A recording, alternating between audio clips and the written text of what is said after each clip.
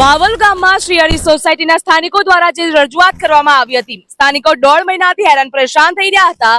આ વાત કોર્પોરેટરના કાને પહોંચી હતી. તેઓ ખુદ અહીંયા આવ્યા છે અને પરિસ્થિતિનો તાગ મેળવ્યો છે, તેમજ જે અહીંયા સ્થિતિ છે તેની સમીક્ષા પણ કરી છે. એ વાવલ ગામની અંદર અત્યારે ગટરનો પ્રોબ્લેમ ચાલી રહ્યો છે.